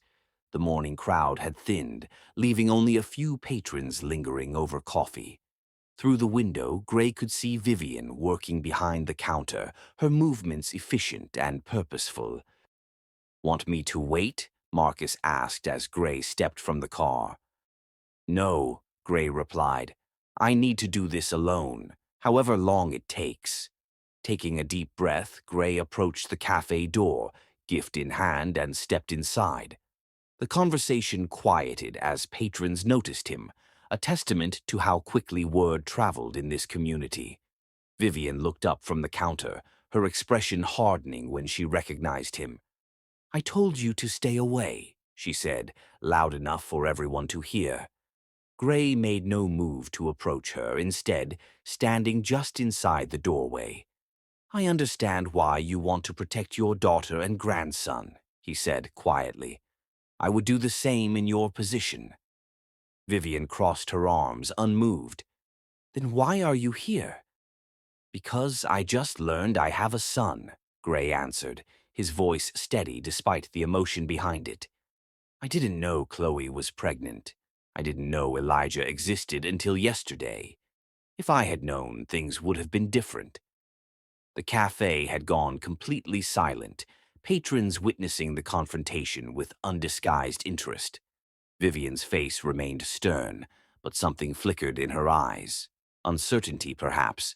I'm not asking to disrupt their lives, Gray continued. I'm just asking for a chance to speak with Chloe. After that, whatever she decides, I'll respect it. Vivian studied him for a long moment, then glanced at the package in his hands. What's that? A gift for Elijah, Gray said, holding it out. Not to buy his affection or Chloe's forgiveness, just a father's gift to his son. The simple statement hung in the air, its sincerity impossible to dismiss. Vivian's stern expression wavered slightly. "Chloe isn't here," she finally said. "She's teaching at the community college, and I still don't think she'll want to see you." "Then I'll wait," Gray replied, his determination clear. "However long it takes." He placed the wrapped gift on a small table near the door and stepped back outside, taking a seat on the bench facing the cafe. The morning sun beat down mercilessly, but Gray didn't move. Patience had never been his virtue, but for his son and for Chloe, he would learn it. Inside the cafe, Vivian watched him through the window, her conflicted feelings evident on her face. Finally, she picked up her phone. "Chloe," she said when her daughter answered, "there's something you need to know. He's here." The silence on the other end spoke volumes. Chapter 9. Community Resistance. 3 hours passed as Gray maintained his vigil outside Kathy's place. The initial curious stares of passers-by had evolved into something more pointed, disapproving glances, whispered comments, and occasional confrontational questions from locals who clearly knew exactly who he was in relation to Chloe. "You're wasting your time, American," one elderly man informed him bluntly. "The Kathy women have pride. They don't need your money now." Gray noticed not everyone shared this sentiment. Some villagers watched with quiet curiosity rather than hostility, a few even offering sympathetic glances. The community wasn't uniform in its judgment. Some understood the complexity of human relationships better than others. Gray didn't argue or defend himself. He simply nodded respectfully and continued his wait. The sun climbed higher, beating down with tropical intensity. Sweat soaked through his shirt, but he remained motionless, a silent testament to his determination. Inside the cafe, Vivian periodically glanced out at him, her expression unreadable. Twice she emerged to serve customers at the outdoor tables, deliberately ignoring Gray's presence, though he sat barely 10 feet away. Shortly after noon, a young woman approached, studying Gray with undisguised hostility. "You're him, aren't you? The one who left Chloe to handle everything alone?" Gray met her gaze steadily. "I'm Elijah's father, yes. But I didn't know about him until yesterday." The woman scoffed. "Convenient excuse." "It's the truth," Gray replied without heat. "I understand your skepticism. In your position, I'd feel the same." Something in his calm response seemed to irritate her further. "Do you have any idea what Chloe went through? Coming home pregnant, facing everyone's judgment, giving up her scholarship, building a whole new life while caring for a newborn, all while you were off making more billions?" Each word struck Gray like a physical blow, painting a picture of Chloe's struggles that he hadn't fully grasped until now. The thought of her facing those challenges alone filled him with a mixture of admiration for her strength and profound regret for his absence. "No," he admitted quietly. "I don't know what she went through. That's why I need to talk to her." The woman studied him, perhaps searching for insincerity. Finding none, she shook her head. "Chloe deserves better than some rich foreigner who thinks he can waltz back into her life when it's convenient." As she walked away, Gray reflected on her words. She was right. Chloe did deserve better. But wasn't that exactly why he was here? To offer better, not just financial support, but his presence, his commitment to their son? At 2 o'clock, Marcus returned, parking across the street and approaching with a bottle of water. "Thought you might need this," he said, handing it to Gray. Gray accepted it gratefully, taking a long drink before asking, "How much longer do you think before she'll see me?" Marcus glanced at the cafe, then back at Gray. "Hard to say. Jamaican women, especially mothers, don't forgive easily when their children are involved." "I'm not asking for forgiveness," Gray said. "Just a conversation." "Aren't you?" Marcus raised an eyebrow. "Seems to me you're seeking something more than just talk." Before Gray could respond, a commotion down the street caught their attention. A group of young men was approaching, their body language aggressive, their intent clearly confrontational. "That's Jerome and his crew," Marcus said quietly. "Chloe's cousin leads that group. Not good." The young men surrounded Gray, their hostility palpable. Jerome, a powerfully built man in his late 20s, stepped forward. "You need to leave," he stated flatly. "We don't want your kind here." Gray remained seated, his posture non-threatening but firm. "I understand your concern for Chloe, but this is between her and me." "Nothing about Chloe is just between you and her," Jerome countered. "Not anymore. She's family. We protect our own." The tension was escalating, drawing attention from passers-by and cafe patrons alike. Gray knew that responding with anger or intimidation would only confirm their worst assumptions about him. "I respect that," Gray said calmly. "Family should protect each other. I would do the same for my son."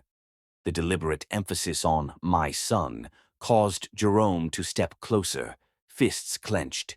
"You think spending one night with Chloe gives you rights. You abandoned her." "I didn't know she was pregnant," Gray replied, still maintaining his composure despite the building confrontation. "I'm not asking for rights. I'm asking for a chance to speak with her." "And if she doesn't want to speak to you?" another young man challenged. "Then I'll respect her decision," Gray answered. "But that should be her choice, not yours." Jerome seemed ready to escalate further when the cafe door opened and Vivian emerged, her presence immediately commanding attention from the group. "That's enough," she said firmly. "This isn't how we handle things." "But Auntie," Jerome protested, "this man is Elijah's father," Vivian finished for him, "whether we like it or not. And this kind of scene isn't good for business or for the community." The authority in her voice was unmistakable. Jerome and his friends reluctantly backed away, though their glares made it clear they weren't happy about it. Vivian turned to Gray, her expression still stern but somewhat softened. "Chloe will be finished teaching at 4.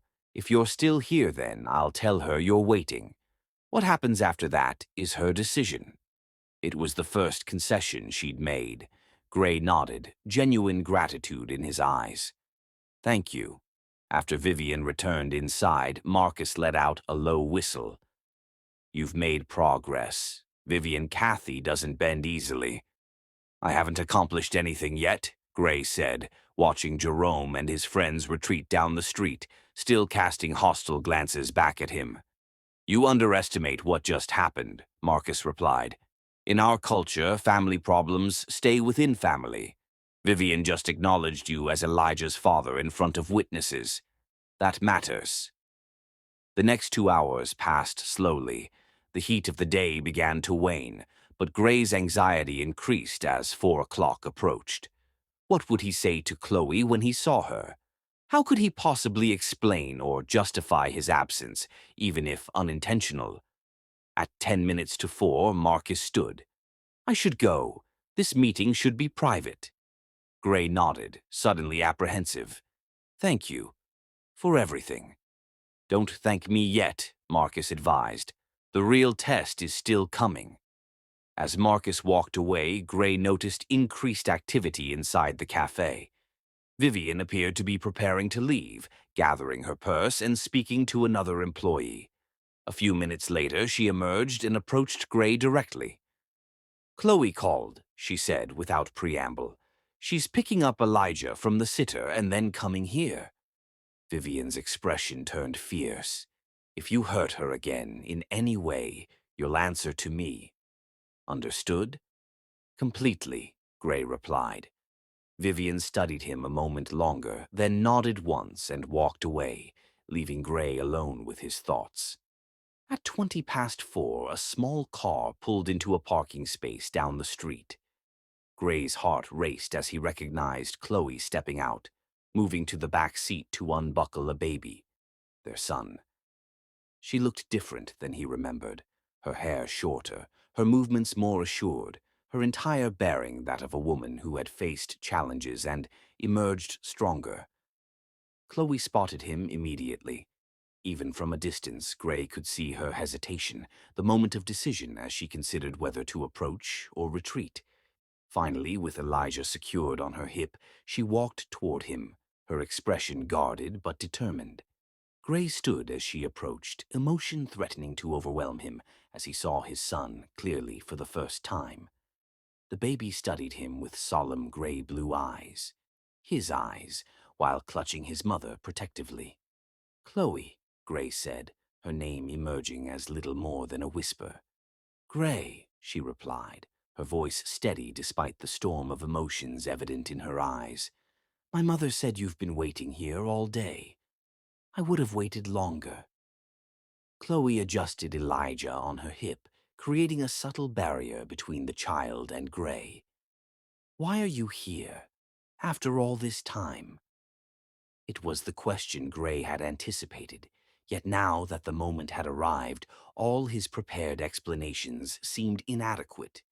In the world of business, he never entered negotiations without a strategy, without calculating every possible scenario. Here, faced with Chloe and their son, he found himself stripped of pretense, capable only of raw honesty. "I came to find you," he said simply. "I never forgot you, or that night during the storm. I didn't know about Elijah until I saw him yesterday. If I had known—" He paused, swallowing hard. "If I had known, everything would have been different." Chloe's expression revealed nothing, but her grip on Elijah tightened slightly. "Would it? You run a global corporation, Gray. Your life is boardrooms and private jets. Where exactly would a baby and his mother have fit into that?" The question cut to the heart of everything Gray had been avoiding since discovering he had a son. What kind of father could he be, given the life he'd built? What was he really offering Chloe and Elijah? "I don't know," he admitted, the words costing his pride but necessary for honesty. "I don't know what kind of father I can be. I don't know if there's anything between us worth building on. I just know I had to find you, and now that I've found you, found both of you, I can't walk away." Elijah chose that moment to reach out a small hand, not toward Gray, but toward the wrapped gift still sitting on the table where Gray had left it hours earlier. "Is that for him?" Chloe asked, noticing the direction of her son's interest. Gray nodded. "A wooden puzzle, from a local craftsman." Something in Chloe's expression softened slightly. "Not a diamond-encrusted rattle or a trust fund." "Those things don't mean anything to a baby," Gray replied. "And I don't want to buy my way into his life. Or yours." For the first time, uncertainty showed in Chloe's eyes, a crack in the protective wall she'd built around herself and her child. "I need time to think," she finally said. "This is a lot to process." "I understand," Gray said, hope mingling with anxiety. "I'm staying at the Hillcrest Hotel, room 314. Whenever you're ready to talk, if you're ready, I'll be there." Chloe picked up the gift with her free hand, then looked directly at Gray, her gaze steady and penetrating. "Don't expect too much, Gray. We've built a life here without you. A good life." "I can see that," he replied. "I'm not here to disrupt what you've built. I just want a chance to be part of it, in whatever way you'll allow." She nodded once, then turned and walked back to her car, Elijah still watching Gray over her shoulder with those eerily familiar eyes. As they drove away, Gray remained standing outside the cafe, understanding that this first encounter was merely the beginning of what would likely be the most challenging negotiation of his life. Not for business assets or market share, but for a place in his son's life, and perhaps, if he was fortunate beyond deserving, a second chance with Chloe. Chapter 10. New Strategies. 3 days passed without word from Chloe. Gray remained in his hotel, alternating between anxious waiting and attempts to manage his company remotely. The European acquisition that had once seemed so vital now felt like a distant concern compared to the uncertainty of his personal situation. His executive team had started expressing concern about his extended absence. "The board is asking questions," his COO informed him during their daily call. "They want to know why you're still in Jamaica when the resort development team could handle the preliminary work."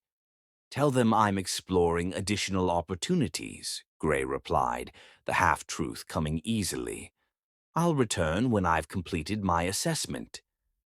After hanging up, Gray stared at his phone, willing it to ring with a call from Chloe. The silence was maddening for a man accustomed to action, to solving problems through direct intervention. This enforced patience tested him in ways no business challenge ever had.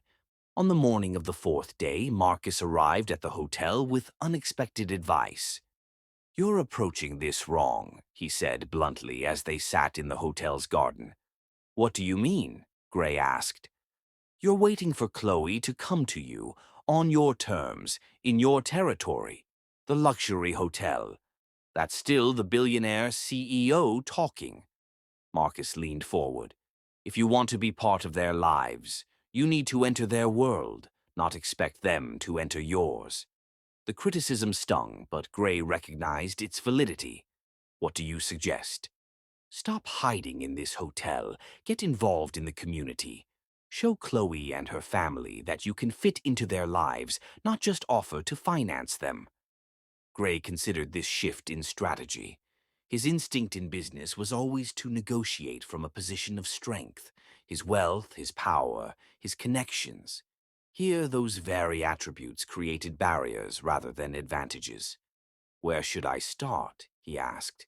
Marcus smiled slightly, seeing Gray's willingness to humble himself. "The community center near Chloe's neighborhood is renovating their children's area. They're always short on volunteers and funding." That afternoon found Gray Henry, billionaire CEO, wearing jeans and a t-shirt, helping sand and paint walls at the local community center. The other volunteers initially regarded him with suspicion. Word had spread quickly about the wealthy American searching for Chloe. But his willingness to work alongside them without complaint gradually earned their grudging respect. "You're Elijah's father, aren't you?" asked an older woman who introduced herself as Ms. Loretta, a longtime friend of Vivian's. "The one who didn't know about him?" Gray nodded, continuing to apply paint to the wall. "Yes, I'm trying to make things right." She studied him thoughtfully. "Most men in your position would just throw money at the situation." "Money can't buy a relationship with my son," Gray replied, "or his mother's trust." Ms. Loretta seemed to approve of this answer. "Chloe teaches financial literacy classes here on Thursday evenings," she mentioned casually, "for women starting small businesses." Gray absorbed this information without obvious reaction, though his heart raced at the prospect of seeing Chloe again. "That seems fitting," he said. "She was studying finance in London." "She's good at it," Miss Loretta confirmed. "Has a way of explaining complicated things simply. The women respect her." Over the next 2 weeks, Gray established a new routine. Mornings were dedicated to necessary business calls and emails. Afternoons found him volunteering at the community center or helping at local businesses. He donated supplies for the children's area renovation, but insisted on remaining anonymous, understanding that flaunting his wealth would only reinforce negative perceptions. Word of his efforts spread through the community. Gray noticed subtle changes in how people treated him. Fewer hostile stares, more cautious greetings. He wasn't accepted yet, but he was no longer viewed solely as an intruder. On Thursday evening, Gray arrived at the community center earlier than Chloe's scheduled class, helping set up chairs and distributing materials. When she walked in carrying Elijah, she stopped short, clearly surprised to see him there. "What are you doing here?" she asked, her voice low to avoid attracting attention from the women arriving for the class. "Volunteering," Gray replied simply. I've been helping with the renovation. Chloe studied him, noticing his paint-stained hands and casual clothes. This isn't what I expected. What did you expect? I don't know. Legal threats? A financial settlement offer? Not. She gestured at his appearance. This. Gray took a risk and stepped closer. I told you I don't want to buy my way into your lives. I meant it. Elijah, now more alert in his mother's arms, studied Gray with curious eyes. The resemblance between father and son was unmistakable in the identical way they tilted their heads while observing something new. He liked the puzzle, Chloe said unexpectedly. He plays with it every day. The simple statement filled Gray with disproportionate happiness. I'm glad. I wasn't sure what would be appropriate. An awkward silence fell between them, broken when one of the class participants approached to ask Chloe a question. As she turned to respond, Elijah suddenly reached toward Gray, small hands opening and closing in the universal baby gesture of wanting to be held. Chloe looked as surprised as Gray felt. He doesn't usually go to strangers, she said, uncertainty in her voice. May I? Gray asked, hardly daring to hope. After a moment's hesitation, Chloe carefully transferred Elijah to Gray's arms, showing him how to support the baby properly. The feeling of holding his son for the first time overwhelmed Gray with emotions he'd never experienced: protectiveness, wonder, and a love so immediate and unconditional it took his breath away. Elijah studied his father's face with solemn interest, then reached up to pat Gray's cheek with a tiny hand. The simple gesture nearly undid him. Hello, Elijah, Gray whispered, voice thick with emotion. I'm very glad to meet you. Chloe watched them, her expression softening slightly. I need to teach my class. It's 2 hours. If you want to, if you wouldn't mind watching him. The offer stunned Gray. Are you sure? Ms. Loretta says you've been here every day for 2 weeks, working alongside everyone else. No complaints, no special treatment. Chloe's eyes held his. That's not the Gray Henry I expected to find when you showed up. Before Gray could respond, she continued, There's a diaper bag with everything he needs. He usually plays quietly, but if he gets fussy, he likes to be walked. With that, she turned to greet her arriving students, leaving Gray holding their son, a responsibility more daunting and more precious than any business deal he'd ever negotiated. For the next 2 hours, Gray devoted himself entirely to Elijah, reading board books, building block towers for the baby to knock down, and walking him around the room when he grew restless. The women attending Chloe's class observed with obvious curiosity, but Gray was too absorbed in his son to notice their speculative glances. When the class ended, Chloe approached to find Elijah sleeping peacefully against Gray's chest, small fingers curled into his shirt. He trusts you, she said quietly, watching them together. I don't deserve his trust yet, Gray replied honestly. But I want to earn it. Yours too. Chloe gathered the diaper bag, her movements deliberately slow, as if using the time to organize her thoughts. I have the day off tomorrow, she finally said. If you want to come to the house, to spend some time with Elijah properly. Gray felt hope surge through him. I'd like that very much. This doesn't mean I've forgiven you, Chloe clarified, or that I'm ready to have you in my life again. This is for Elijah. I understand, Gray said, watching as their son's eyes began to close, tiny lashes fluttering against his cheeks. I'm not asking for forgiveness yet. I'm asking for a chance to earn it. The subtle distinction seemed to register with Chloe. There was no sense of entitlement in Gray's manner, none of the expectation of special treatment that had characterized much of his life. His humility was genuine, born of the recognition that some things, the most important things, couldn't be purchased or demanded. I understand, Gray said, carefully transferring the sleeping baby back to his mother's arms. Thank you for giving me this chance. As Chloe left with their son, Gray remained in the community center, processing what had just happened. The path forward was still uncertain, filled with complications he couldn't yet envision. But for the first time since discovering he had a son, Gray felt genuine hope that he might find a place in Elijah's life, and perhaps eventually in Chloe's as well.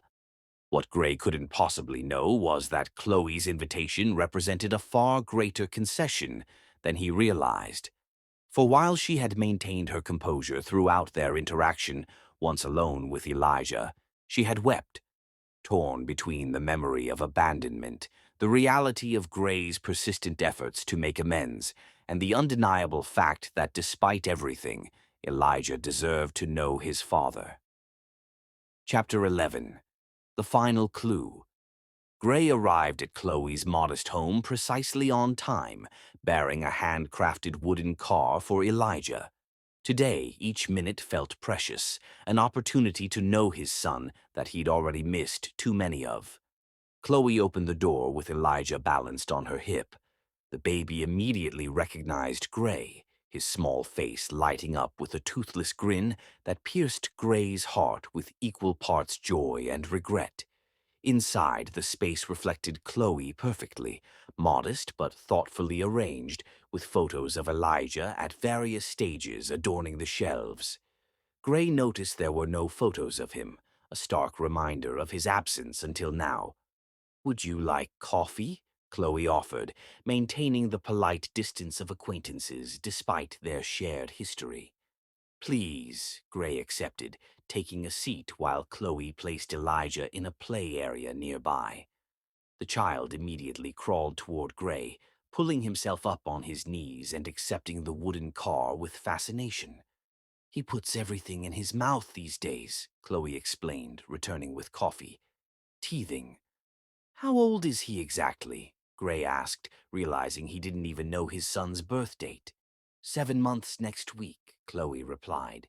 "He was born on February 10th. Gray did the mental calculation quickly. 9 months after. "Yes," Chloe confirmed. 9 months after the storm. "Why didn't you try to contact me?" Gray finally asked the question that had haunted him. What would I have said? "Hello, remember me, the pizza delivery girl you slept with during a storm? I'm pregnant with your child." "Yes," Gray said simply. "Exactly that." "And then what?" Chloe challenged. "You would have sent money, arranged for doctors, set up a trust fund while continuing your life exactly as before?"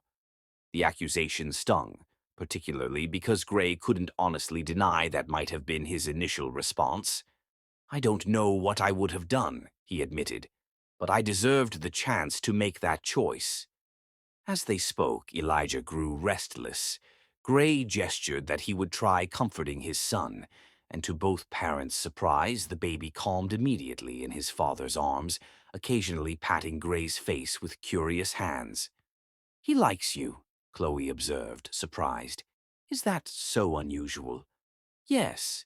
He's usually wary with strangers. Even my mother had to earn his trust." During Elijah's nap, they sat on the porch, the conversation turning to more difficult subjects. "What exactly are you hoping for here, Gray?" Chloe asked directly. "I don't have a plan," he admitted. "For the first time in my adult life, I'm not following a predetermined strategy. I only know I want to be part of Elijah's life. And," he hesitated, "I want to see if there's still something between us worth exploring." Before Chloe could respond, her phone rang. After a brief conversation, her expression shifted to concern. "It's my mother," she explained, already moving toward Elijah's room. "She fell at the cafe and might have broken her wrist. She's at the urgent care center now." "I'll drive you," Gray offered immediately. At the urgent care center, they found Vivian sitting in the waiting area, her right wrist swollen and bruised. Despite her obvious pain, her expression darkened when she saw Gray. After Chloe spoke with the doctor, she returned troubled. "The doctor confirms it's a fracture. They're putting on a cast now. But there's another problem. Mama can't work at the cafe for at least 6 weeks." "I can help," Gray offered immediately. "Financial support until—" No, Chloe interrupted firmly. That's exactly what she doesn't want, to be indebted to you. The cafe is her independence, her legacy. Then what can I do? He asked. Chloe studied him thoughtfully. The cafe needs staff to cover her shifts, people she trusts. Gray understood immediately. Are you suggesting I work at the cafe?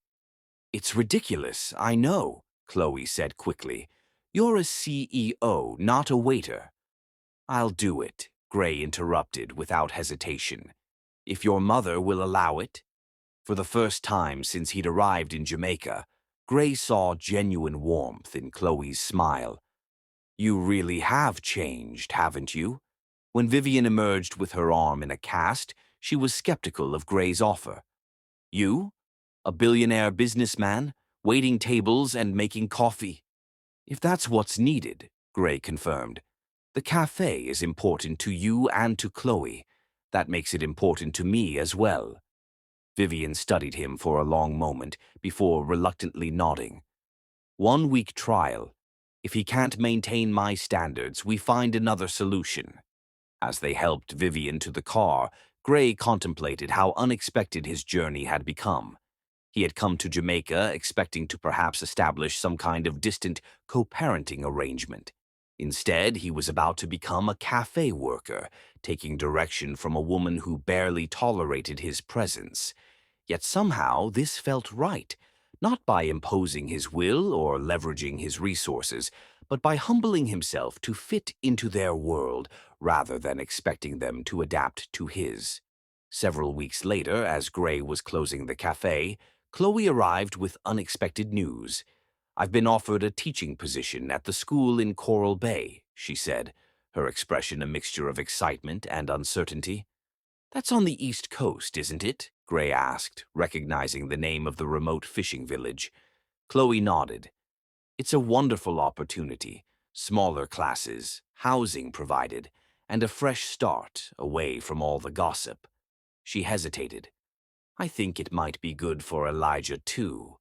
Growing up somewhere, people don't whisper about his origins. Gray felt his heart sink at the thought of Chloe and Elijah moving further away, just as he was beginning to build a relationship with his son. When would you go? He asked, working to keep his voice neutral. Next week, Chloe replied. I wanted you to know, because of Elijah. This doesn't mean I want to keep him from you. You could visit whenever you want. Thank you for telling me, he said. I support whatever decision you make that's best for both of you. Though neither said it aloud, they both sensed this might be a turning point in their complicated relationship, either the beginning of the end or a necessary step toward building something more genuine between them. Chapter 12. The Reunion. The small coastal village of Coral Bay glowed golden in the early morning sunlight. Gray stood on the deck of his rented cottage, watching fishermen push their colorful boats into the gentle surf. After weeks of searching across Jamaica, his journey had brought him to this remote community on the island's eastern shore. After Chloe's departure from Montego Bay, Gray had initially felt lost. Vivian, her arm still in a cast from her fall, had been surprisingly forthcoming. She needs space, she'd explained. The gossip was wearing her down. Despite Vivian's grudging respect for how Gray had managed the cafe during her recovery, she wouldn't reveal Chloe's exact location. It was a sympathetic teacher at the community college who finally gave him the crucial information he needed. Chloe left Montego Bay last month, she'd confided after seeing Gray's genuine distress. She accepted a position teaching at the rural school in Coral Bay. She's building a new life there with her son.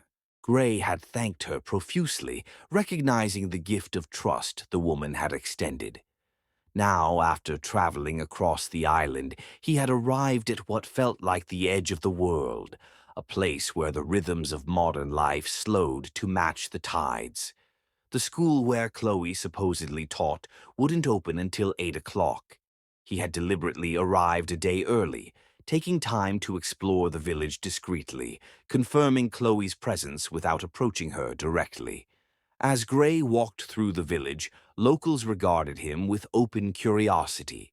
Visitors were rare here, especially well-dressed foreigners who carried themselves with unmistakable urban purpose. At 7:45, children began arriving at the schoolyard, their laughter filling the previously quiet space. Gray watched them with interest, reflecting on how Elijah would someday join such a group. At precisely 7:50, Gray saw her. Chloe walked up the path from the village, Elijah secured on her hip. She wore a simple yellow dress that caught the morning light, her hair shorter than Gray remembered. Even from a distance, Gray could see the confidence in her stride, a woman who had faced challenges and found her strength through them. His son. Though Gray had seen pictures and heard descriptions, nothing had prepared him for the reality of seeing Elijah in person. The child's resemblance to him was unmistakable, the same gray-blue eyes, the same analytical gaze. Something primal and powerful awoke in Gray's chest, a fierce protectiveness, an instant connection that transcended logic. As Chloe turned toward the schoolhouse, her gaze swept across the yard, past Gray, then snapped back with sudden recognition. She froze, color draining from her face as their eyes locked across the distance. Gray stood slowly, deliberately non-threatening. For a moment that stretched like eternity, they simply stared at each other, a year of separation, questions, and unspoken words hanging in the space between them. Then Chloe turned, speaking quickly to another teacher who had arrived. With Elijah still secured against her, she began walking directly toward Gray, her expression shifting from shock to determined composure. "What are you doing here?" she asked when she reached him, her voice low and controlled. "How did you find me?" "I've been looking for you for weeks," Gray replied simply, "since I came back to London and discovered you were gone." Chloe's eyes widened slightly. "You came back to London? When?" "A year after we met. I went to the restaurant, asked for you specifically. They told me you'd return to Jamaica." Understanding dawned in Chloe's expression as she adjusted Elijah on her hip. The baby was studying Gray with open curiosity, showing no fear of this stranger who looked so much like him. "So you just— what? Decided to search all of Jamaica for a woman you spent one night with?" There was skepticism in her tone, but also a hint of wonder. "Yes," Gray answered honestly. "I couldn't forget you, Chloe, or what we shared that night." Chloe glanced toward the school. "I have to teach soon. I can't do this now." "I understand," Gray said. "When would be better?" "There's a cafe near the beach. I finished teaching at 3. As Chloe turned to leave, Elijah reached a small hand toward Gray, opening and closing his fingers in the universal baby gesture of interest. "He doesn't usually do that with strangers," Chloe said, her voice barely audible. Gray felt emotion tightening his throat. Perhaps he senses a connection. The hours passed with excruciating slowness. At 2:45, Gray arrived at the beachside cafe, selecting a quiet table with a view of both the ocean and the path from the school. At exactly 3 o'clock, Chloe appeared with Elijah in her arms. She moved purposefully toward Gray's table, her expression guarded but not hostile. "You came," she said, settling into the chair across from him. "I said I would," Gray replied simply. The baby studied him with solemn interest, a small furrow between his brows that Gray recognized from his own reflection. "He looks like you," Chloe finally said. "He's beautiful," Gray responded, his voice thick with emotion. "How old is he exactly?" 7 months next week, Chloe answered. "He was born on February 10th. Gray did the calculation instantly. 9 months after the storm. "Yes." Chloe met his gaze directly. 9 months after you left without a word. "I received an emergency call that morning about a fire at my headquarters. I had to leave immediately. Without waking me, without leaving a phone number." The hurt behind her questions was evident despite her controlled tone. It was inexcusable, Gray admitted. I told myself the emergency justified it, but the truth is, I was afraid of what had happened between us. The connection we formed that night, it wasn't part of my carefully planned life. So you disappeared, Chloe continued, and I discovered I was pregnant 2 months later. Gray leaned forward slightly. Why didn't you try to contact me then? A sad smile touched Chloe's lips. And say what? Hello, remember me? I'm carrying your child. Yes, Gray said simply. Exactly that.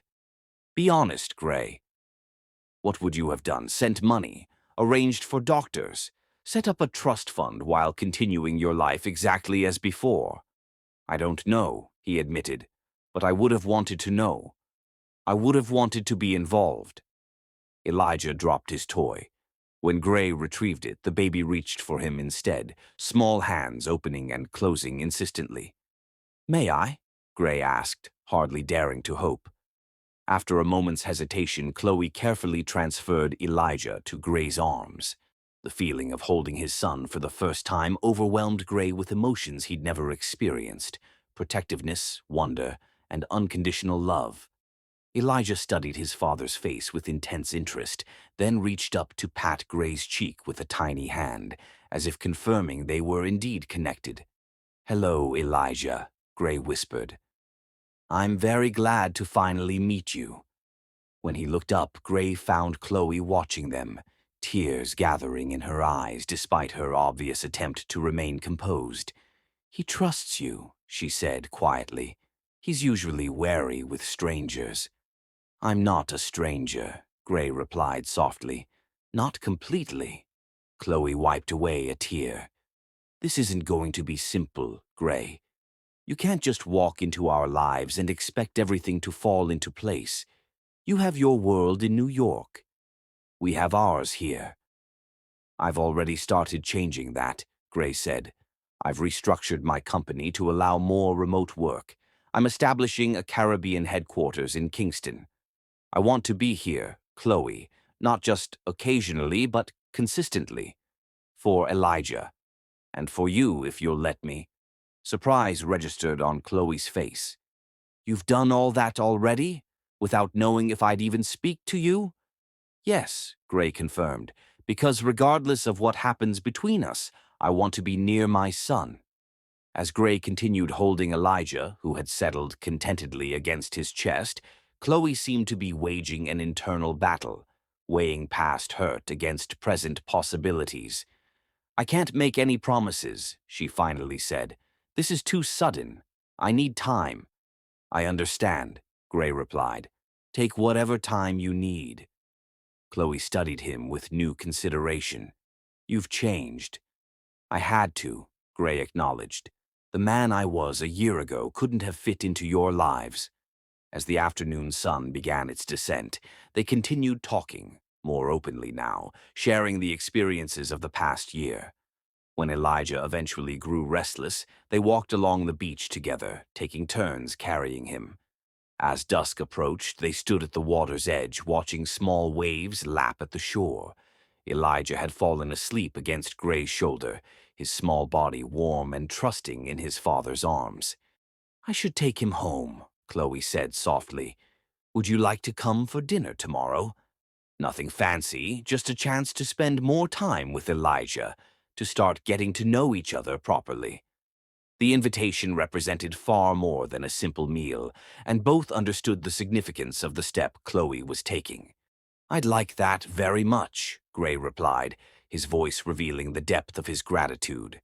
As they walked back toward the village, Elijah sleeping peacefully in Chloe's arms, and the setting sun painting the sky in brilliant colors behind them, Gray felt something he hadn't experienced in years, perhaps ever. Not the sharp thrill of closing a major deal, but something quieter and infinitely more valuable. The sense of having found his true place in the world. What had begun in a storm a year ago was now taking a new form, more measured, more deliberate, built on honest communication rather than instant passion.